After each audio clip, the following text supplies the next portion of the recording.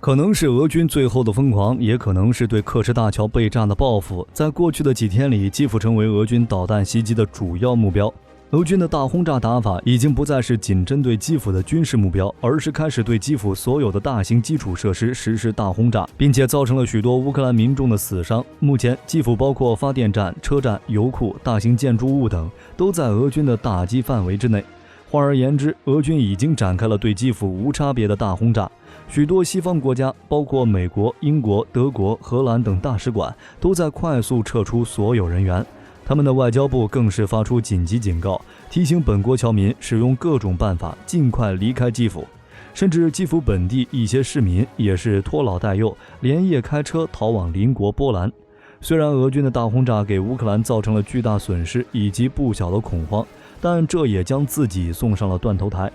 因为除了核武以外，俄军已经将底牌抖落干净，再加上普京又逼迫白俄罗斯参战，俄军已经彻底失去了与乌克兰谈判的筹码。这一炸彻底将自己炸成了世界公敌，加速了自己的毁灭。俄军如此肆无忌惮，世界肯定不会不管，美国和北约更是不会无动于衷，他们必将以碾压性的实力优势，加大对乌克兰的武器援助和经济援助，甚至有可能会直接下场，彻底将俄军赶出乌克兰。这不，俄军的报应不就来了？北约各国都要向乌克兰提供先进的防空系统，一起组成涉及近程低空系统到中远程高空系统的综合防空系统，共同来为乌克兰的重要基础设施提供保护。而根据乌克兰方面的通报，这次俄军空袭乌克兰不仅出动了远程续航导弹对乌克兰实施打击，其中包括从图95、图160上发射的空击 KH-555、KH-101导弹，海上舰艇发射的口径巡航导弹等。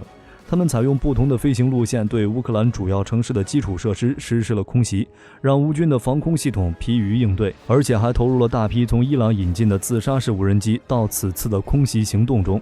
因此，北约优先向乌克兰提供的防空系统会偏向于针对巡航导弹和无人机。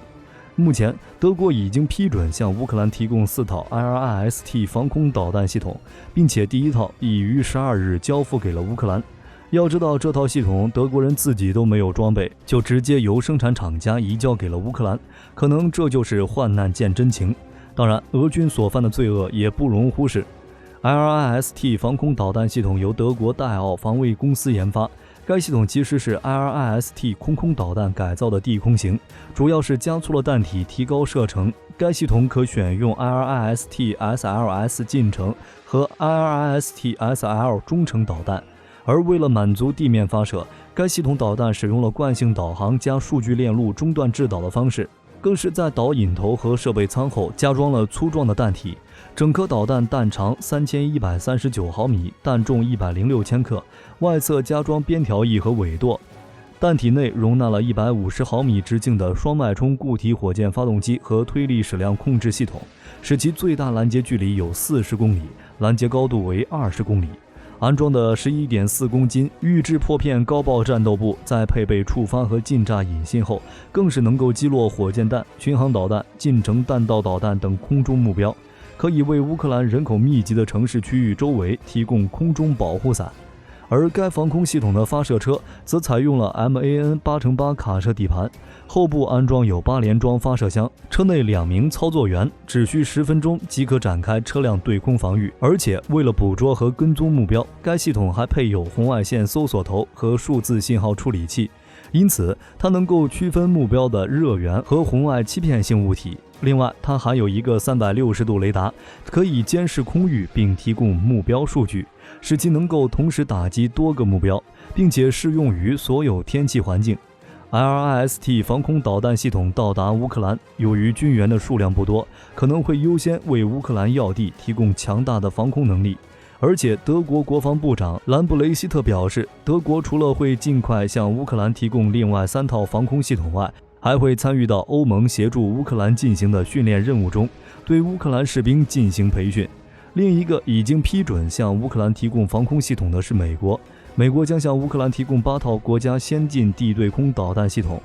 NASA MS 防空系统是由雷神公司和康斯伯格防空公司共同设计和开发的中程以网络为中心的防空系统，它同样是由空对空导弹改装而来，性能与德国提供的 IRIS-T 防空导弹系统类似。这套防空系统一如既往地采用了美国风格，大量的模块化设计使其部署非常灵活。它可以安装在悍马车或者其他轻型车辆上，甚至可以直接利用海马斯火箭炮的载车作为发射平台进行发射，也可以采用固体阵地部署的方式。该防空系统能够识别、攻击和摧毁飞机、直升机、巡航导弹和无人机，以及可保护高价值资产和大规模人口中心免受空对地威胁。就像此次的基辅，假如当时的基辅有多套这样的防空系统，或许乌克兰就不会受到如此巨大的损失。而 NASA MS 防空系统的特点是它的多导弹发射能力。NASA MS 配备了3个多任务发射器，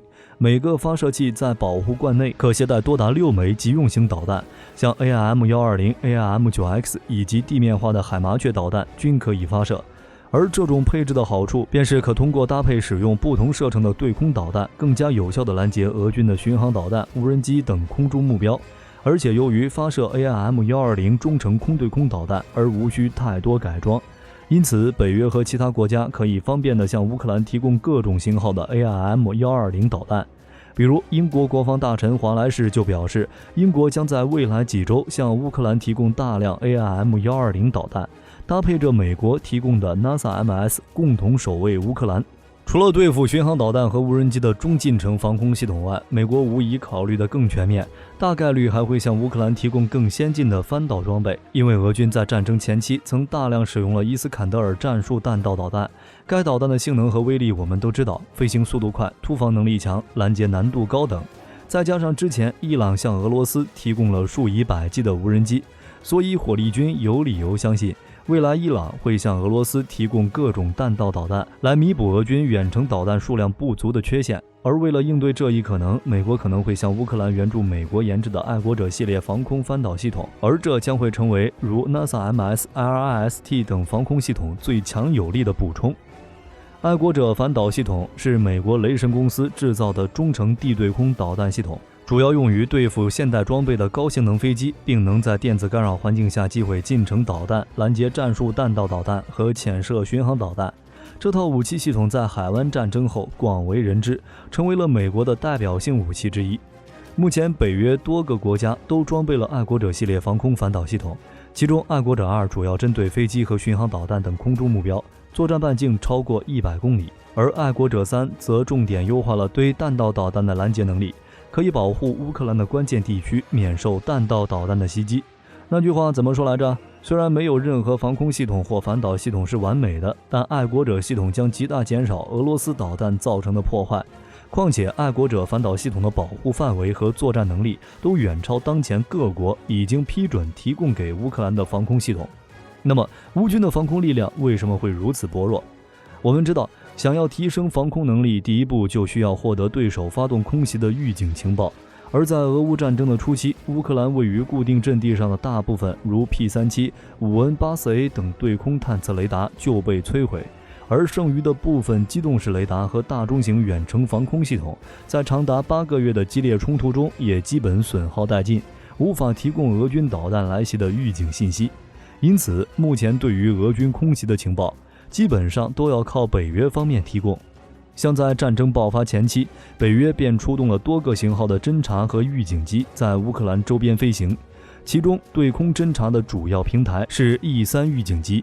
它对低空目标的最大探测距离为400公里，且能同时监测数百个目标。除此之外，像斯洛伐克、匈牙利、罗马尼亚和波兰等国家，在俄乌战争爆发后，第一时间便将防空雷达前移部署到了乌克兰周边，为的就是搜集预防俄罗斯的空天军。但这些对于面积广阔的乌克兰而言，无论是北约的地面雷达还是空中的预警机，其探测范围是无法覆盖乌克兰全境的。再加上乌军的防空导弹大多是老式的苏制装备，还尚未完成与北约作战系统的整合，很难全天24小时不间断地对乌克兰全境提供预警拦截。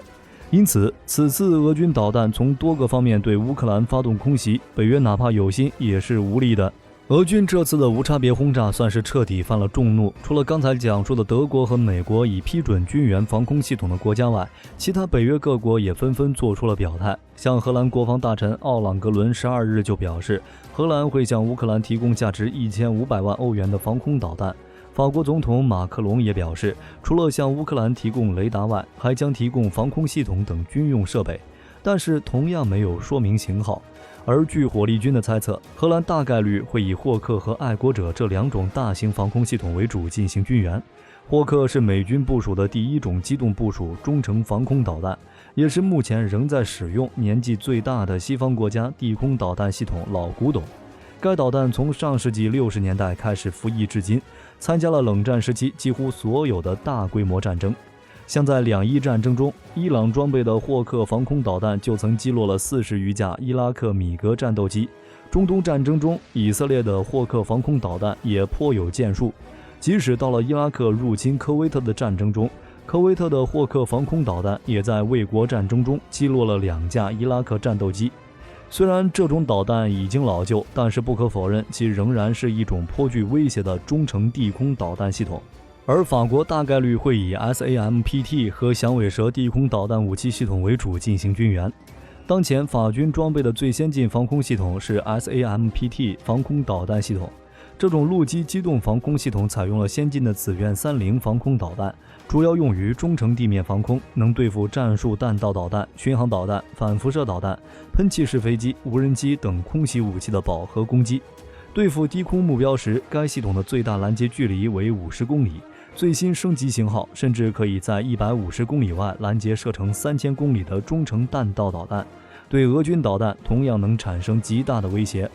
未来几周，乌克兰会陆续收到来自北约各国的先进防空武器，而当前北约和乌克兰最紧迫的任务，便是将这些不同国家提供的防空系统整合在一起，并让乌军如何使用它们。只有将这些系统进行互通，做到目标信息共享，这样乌克兰才能拥有一个完整的综合防空系统。而为了尽快实现这一目标，欧盟各国大使一致批准了一项对乌克兰武装部队约 1.5 万名士兵进行军事训练的任务。此项任务包括乌军的操作和维护人员的训练，以及防止核生化武器等领域的训练，就是想要促成乌克兰尽快形成防空战斗力。同样的，在经历过俄军惨无人道的大轰炸后，泽连斯基也第一时间做出了明智的选择，要求优先提供霍克这样的老式防空系统，因为这些老式防空系统是乌军部队所熟悉，能够第一时间组建防空力量，守卫乌克兰重要目标地区。乌克兰部队也在积极配合进行相关军事训练，并且积极筹备反击力量，为的就是复仇，是要将俄军侵略者赶出乌克兰。好了，关于北约军援乌克兰先进防空武器系统，以及俄军今后是否会得到制裁，大家还有什么想说的，都欢迎在评论区留下看法，我们一起讨论。本期视频内容就到这里，我们下期再见。